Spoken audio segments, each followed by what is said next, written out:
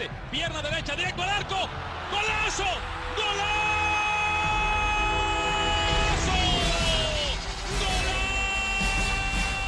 The world of football with a soccer perspective. This is Soccer Today with Duane, Rollins and Kevin Laramee, live on the Sports Podcasting Network. Good day, good night, and welcome to Soccer Today. He is back. Duane is back. Almost to, I would say, 60% Duane or something. But thanks again to Jeff Rutter for subbing in yesterday. But Duane, how you doing? If it wasn't a playoff game, I probably would be taking it off. It's playoff podcast, right? Yeah, sure. If it was a playoff game, you would have come on. But now it's a regular season game. So yesterday you took the time to beat this thing. Yeah. Sorry there. Sports analogy for the win. We did a few yesterday too. It was pretty fun. But Duane is back. He's doing a bit better. Hopefully time helps. And Duane, it was the last 2 days have been, I don't know, the words Champions League can mean so much positive and negative at the same time. 3 goals could be positive and negative for you at the same time. Let's start with the positive one. Let's start with Tuesday. The win of Toronto 3-1. What did you think? I thought that what the most impressive thing about it was not necessarily the 3 goals, although obviously that's useful. It was the way they reacted after they allowed what was, a really nice individual effort for America's goal, which the away goal is not a deal to give up, but for them to put their head down and get back to work. And I thought, at the very least, no one can observe that game and say that Mexico, the TFC was lucky. That it was Club America at the very least was, on equal terms, if not a little below TFC on the day. And certainly the press conference after was bizarre. Lots of blaming and distracting for the fact that they didn't come out and get the job done. Club America I'm talking about. So I think that was the impressive thing about that. Nice to see Ashton Morgan get the goal. I mean, everyone likes the hometown, and it's, two games in a row at home where a hometown guy has come through. Ozario had another good game in the middle, even though there's a lot of critics that remain for him for some reason. I think that there's a little bit of a confirmation bias that goes Canadian on with bashing? him sometimes, though. Well, Canadian bashing? We're so quick to bash our own. Yeah, no, it's exactly what it is. It's like it's confirmation bias. We go in with the assumption that the Canadians below par, and then every time you see any mistake by him, you amplify that. And go, oh, look, he gave the ball up there, and you ignore the 70 other times he didn't. But, it is what it is, and you can't really convince those people otherwise. Or you ignore the 70 times the American player next to him gave the ball away because you just don't notice that one. So, no, that's true. Yeah. Ashton Morgan was surprising for him to find the back of the net. When you're looking at that pass, we're all like, oh, Josie's there. Oh, wait, behind Josie, there's Ashton. Oh, wait, Ashton scored. Exactly. I was impressed that Luke Wallman got the call right. I know. I was like, no, that was Josie. Come on, it can't be Ashton. Damn, that's why Luke wins Canadian Screen Artist Awards, is because, he's pretty damn good. Yeah, exactly. It was a good moment for him. I mean, look, he made his debut for TFC in October 2010 in the Champions League. Wow. Played first MLS game a year later. There's only 3 athletes in Toronto and any of their professional sports teams. That includes the Argos. I didn't look at the Rock, but it includes the Argos that have played longer for their team. The reason I didn't look for the Rock is because it's almost impossible to find long-term NLL staff. You can't find those, and it's not necessarily relevant anyways, like the Rock. Yeah. Exactly. Well, it's a fun game to go to, but that's trying to watch it on TV. I'm trying to watch it on TV. I'm like, how? Why? Is that legal? Okay, you're allowed to hit with the stick. All right, fine.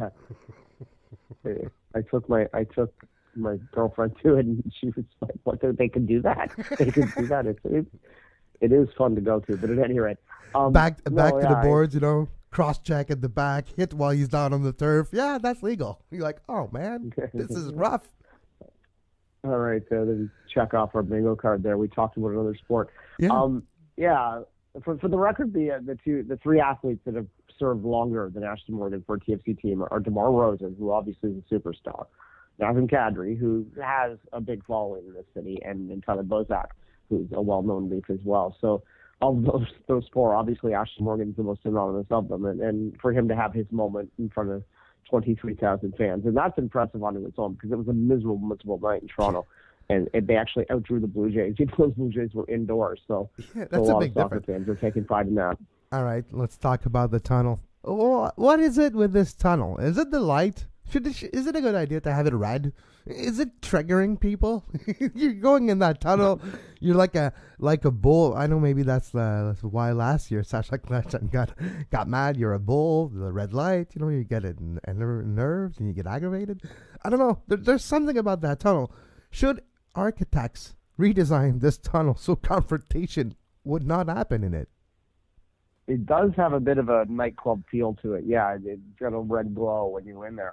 If anyone has never been down there, let me explain the geography of it. So when you come through the tunnel, the TFC room is immediately. I'm trying to get my point. Immediately to your right. Yeah. The visiting tunnel is down and to the left and through a door. So there's really no excuse for the visitors to be anywhere near the TFC tunnel. They're opposite sides and through a wall and a door, right? So not to take blame away from TFC in any way, because I'm not down there. I don't know what's happening exactly. But and as an aside, maybe we need to start going down from the press box at halftime maybe to watch them walk in just in case something happens. Yeah. Leaving stoppage time to watch them walk in the tunnel. I can steal some fruit from the tunnel club. But that's true. If TFC PR is listening, I won't steal any fruit from the TR tunnel club unless it's pineapple. Nonetheless, yeah, it seems like this. The way we've heard this explained is that Jonathan Rosario said that he stepped in and got an elbow for his troubles to try and stop them from harassing Giovinco because they surrounded him. And if we watched what happened after the penalty call, which was 50-50, I thought. I mean, it wasn't exactly like it was the most outrageous call I've ever seen. Yes, No. I can see the argument against it. And it wasn't the biggest dive I've ever seen either. Like, let's be fair here. The defender of Club America in the box put his feet on the ankle of Giovinco. Clearly a foul. Okay, the way Giovinco toppled over that foul was a bit maybe for show, but it doesn't take out the fact that there was contact in the box on Giovinco's ankle, impeding his forward progress, but still, it didn't necessarily deserve 3 somersaults at the same time. Yeah. The point I'm making isn't that there might not have been a dive there or might not have been the right call to not call it. It's that it's not crazy. Like, it's not like this. I've seen calls in CONCACAF goal for Mexican teams. This is the outrageous thing, after the game. They're biased. Oh, my God. Like, cry me a river. You know how many calls I've seen in the years that got CONCACAF? Like, yeah, it's like, come on. One call goes our way and suddenly we're the biased ones? No. It's just ridiculous to say that that's anywhere close to, like, phantom calls. Go back and watch the 1998 Mexico-Canada game at Varsity and tell me that was a foul, and then compare it to this one. I know I'm doing a big callback there, but nonetheless, like, there's been outrageous calls before in CONCACAF. And, look, they're bringing in Rebecca Stanny, a referee who was the referee of the year a couple times in FIFA. Yeah. To do the second leg, it's not because of this. It's just by coincidence. Yeah, but I think it's ultimately good. It was already that planned. A neutral ref's coming in. Yeah, it's a neutral ref, but it's already planned. It's a part of a CONCACAF and UEFA exchange program where UEFIAN referees, UEFIAN, is that even I guess I just invented the word. UEFIANs. It's Europe Football Association members, UEFIANs. Referees are in an exchange program to referee a few matches in CONCACAF to experience soccer in a different part of the world, to make sure that when it comes time to the World Cup or international tournaments, you are ready as a referee to feel the little differences between confederations. But now we're heading into Estadio Azteca next Tuesday with this aura of controversy, and I've talked to this with Jeff yesterday, Duane. Miguel Herrera, that type of coach is something special. Not necessarily how he coaches, but how he talks to everyone else. I'd never believe one word coming out of his mouth. He is the equivalent of Jose Mourinho for CONCACAF to like tenfold at least. For me, he's a clown. He's a showman. He's there just to deflect pressure and expectations and criticism from his player, putting on him. And look, after the game, nobody talked about the game. Everybody talked about the tunnel. Everybody talked about the police situation where he says his players got beat up by Toronto police. Yeah, I don't know. Miguel Herrera, he's a clown. Yeah, well, someone said they'd like to see Mourinho and have a match together because the post-game press conference would be two of them just pouting beside each other. But, well, the police say that's exactly what came out of it. I mean, look, the Toronto Police Service, I'm sure that there are bad apples in there that might have hit someone down the line. I'm not going to deny the possibility of that. But I think that anyone who's seen the Toronto Police Service work a TFC game would suggest that they mostly just laugh at the behavior that happens at the stadium and aren't really particularly aggressive in any way whatsoever. Yeah. I've never seen Toronto Police Service at a TFC game act aggressive in any way. Now, if someone wants to tell me an experience, then sure, but other than what I've seen is what it is. So I have a hard time believing that they just, walked in willy-nilly and started bashing Club America heads in the game, because most of the cops don't even care if TFC wins. So, exactly. So let's be honest here, right? Most of the cops don't give a damn about soccer. That's the one thing. Yeah, no, it was a really, Stanley Cup final, maybe, and we might be caught, And even then, bust heads then. Even though we're Canadian, so what's going to happen? We want to make sure there's no perception of bias, so we're going to give an extra penalty to the other team, or we're going to give an extra ticket to Canadians to make sure there's no apparent perception of being biased. That's how we roll, Duane. Yeah, exactly. But that was a distractionary tactic. Yeah. And look, it worked. I dove into Club America Twitter after the game, just using my I can read a little Spanish, and using translation plus my ability to read it, I was able to suss out kind of the overall attitude of what was going on, and they weren't very good. The most Club America fans they were criticizing Aguirre.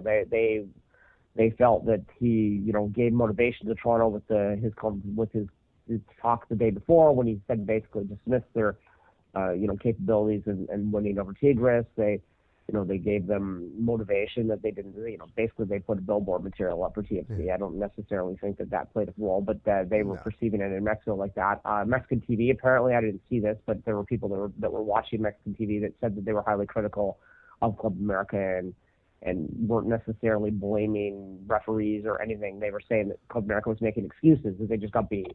Oh, that's good. He wants to say that the home advantage is too much. What the hell are you talking about? You played Azteca. You got the second leg in Azteca. What are you talking about? And that's the one thing about Mexican football, right? We want to talk about how teams are covered and the narratives of the coaches.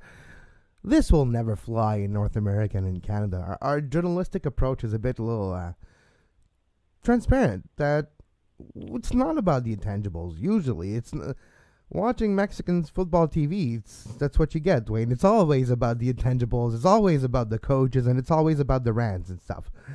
When you're actually breaking down and dissecting this game, Toronto played very well in a moment that they were able to stifle Club America, not give them a lot of chances. Of course, Club America, with their individual skills level, will have a few chances, and you'll have individual play, like the goal, like you mentioned, a guy just taking the ball, going around three defenders, finding himself alone, top of the box shot, and it's 1-1.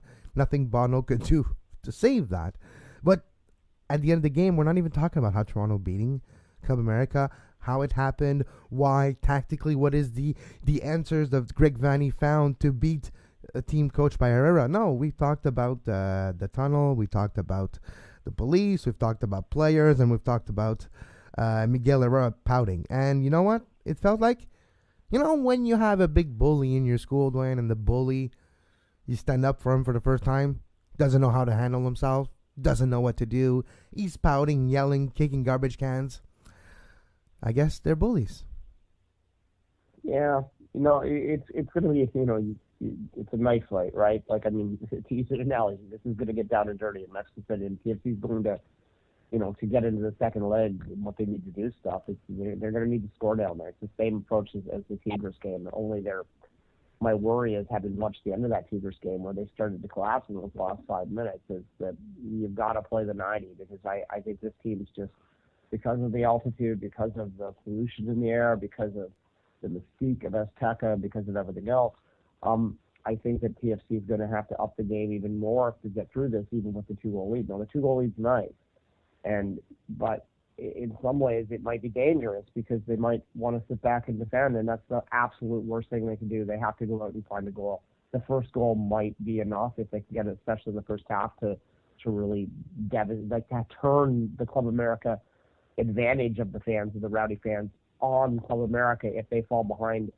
If that away goal goes in and suddenly they need 4 to win, their home team, their home support might suddenly turn against them, and that might be an advantage for TFC. That to me is the key, is scoring. Score down there, and you have a good chance to go through it. Yeah, no, exactly. We'll take a quick break, and when we come back, we'll talk about the other Champions League, the one across the pond. And, we'll talk about this right after this. You are listening to Soccer Today. Follow us on Twitter at Soccer Today SPN and like our Facebook page, facebook.com/Sports Podcasting Network. You can find the podcast version of all the shows we do on iTunes, Apple Podcast, Google Play Store, TuneIn Radio, iHeartRadio, and anywhere you get your podcast. And we're back on Soccer Today. Duane Rollins with myself, Kevin Laramee. Tonight, it's the first recording of the Two Solitudes Soccer Podcast, Canadian Premier League and Canadian Soccer only, for patrons only. If you like to make sure that you get the show when it's out later tonight, before tomorrow, make sure you are a patron. So you go to patreon.com. That's patreon.com/Sports Podcasting Network. You take the pledge, $2 a month, $1 per Solitudes. There's 2 Solitudes, and that's $2 a month. For now, you get access to this special show only on the Canadian Premier League and Canadian Soccer. Tonight, the first episode is dedicated to Canadian soccer business and explaining what does this damn thing eat in the winter, in the summer, in the spring, and in the fall, and especially in Canada. So make sure you subscribe to the Patreon only show at patreon.com/Sports Podcasting Network. I'm kind of getting excited, Duane, to figure out what Canadian soccer business is all about. Well, aren't we all? We've been trying to figure that out for my whole life. Also, just if you do the math, 2 times 12 is 24 for the 24th minute. There you go. Exactly. Yeah.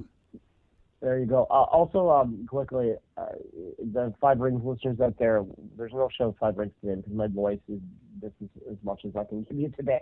But I am planning to get some coverage in on the weekend of the Commonwealth Games, of the early start of the Commonwealth Games, as soon as I can sit down and watch some of the repeated events and catch up on my netball. Yeah. You'll get a show with some gold, silver, bronze, and wood medals, and maybe even some poutine medals, because Canada is in the Commonwealth. Yeah, Canada is in the Commonwealth, and netball in Australia, it's a green net. I remember in Glasgow it was a blue court and a blue net. Now it's green.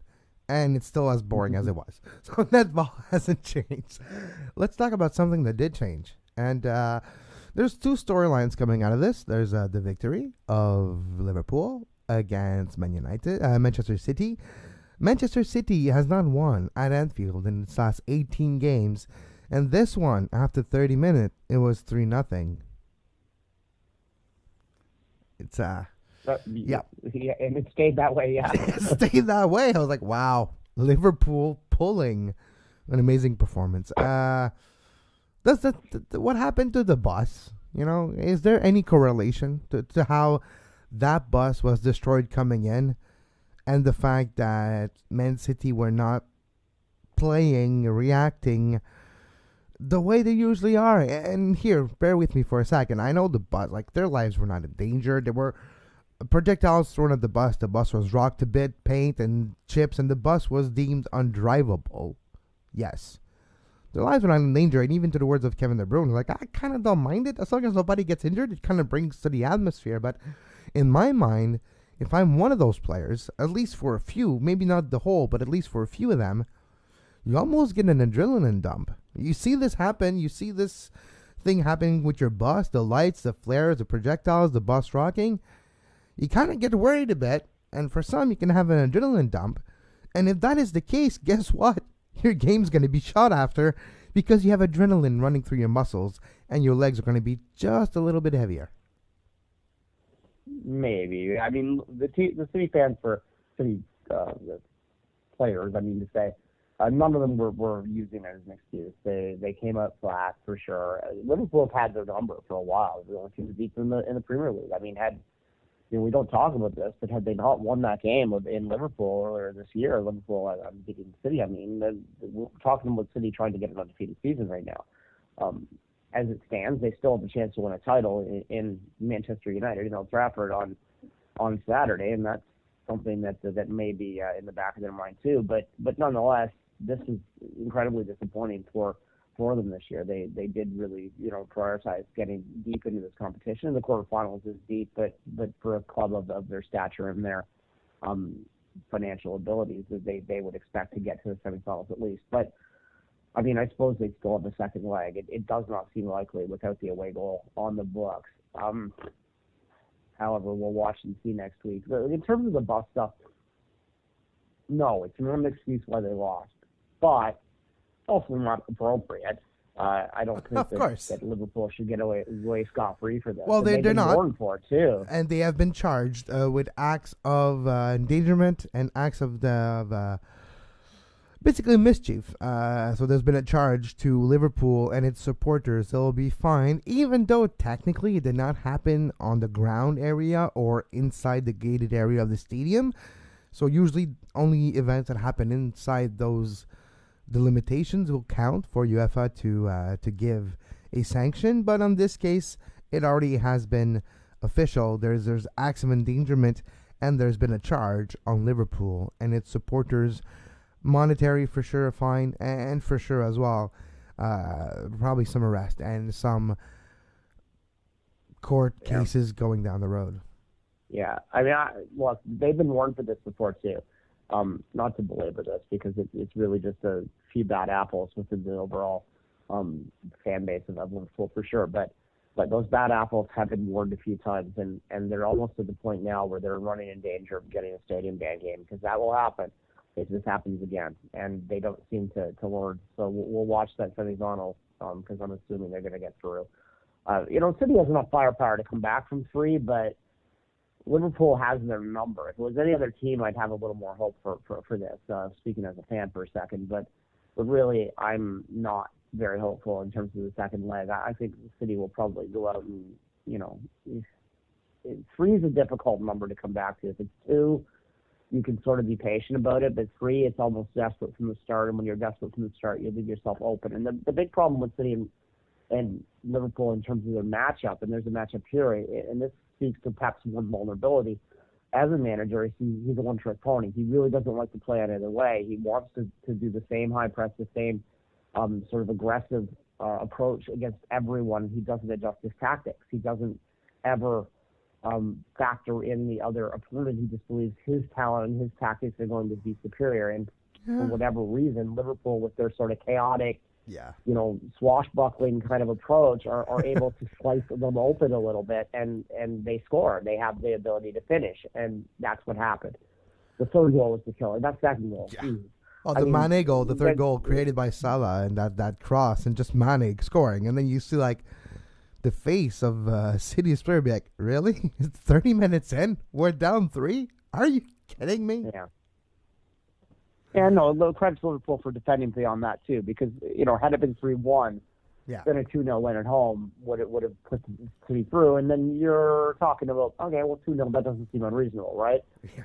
3-0 at home just to take an extra time, that's, honestly, I think the way City could get through this game would be something crazy, like a 6-3 scoreline or something like that. That's 6-3 would be to Liverpool, but it would be 6-2 then. You know what I mean? It would have to be that wide open the game, I think.